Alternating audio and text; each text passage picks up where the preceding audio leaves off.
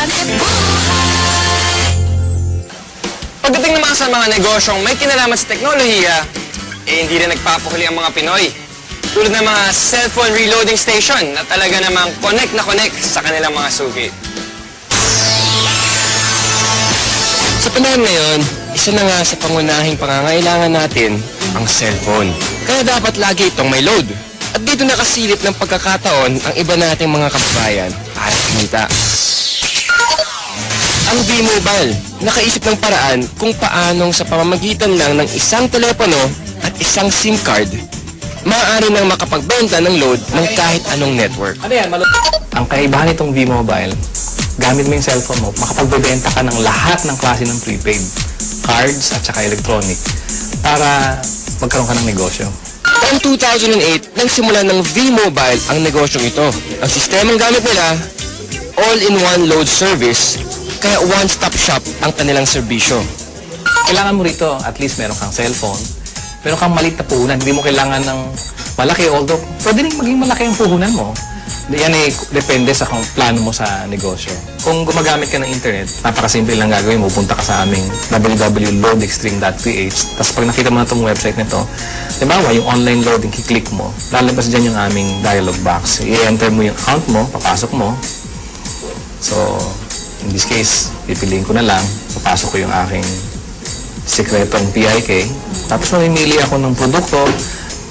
Tapos, lalagay ko yung cellphone number. Kiklik mo ngayon yung send load.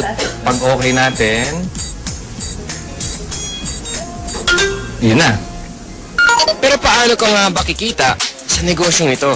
Halimbawa, may magpapaload sa iyo ng 100 pesos. Ang mababawas sa load wallet mo ay 90 pesos lang.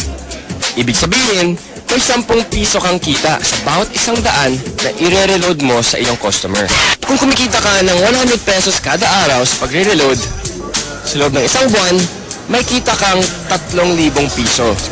Anip, tulad ni Peewee, na nakatuwaan lang daw noong una ang reloading business. Actually, nagulat kami. Nung nag-start kami noon, magbabarkada lang kami. So, every night, magkakasama kami.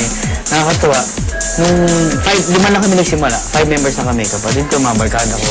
Tapos, yung nagulat ako, yung 5 tao nagsimula niya. Ngayon, ano na kami? Almost 100,000. So, actually, nag-drag pa siya na 100,000 members. Ngayon, sa simpleng pagpindot-pindot lang daw niya ng cellphone, kumikita raw si Peewee ng mula 1,000 hanggang 5,000 piso kada linggo. Ano pang hinihintay niyo mga kapartner?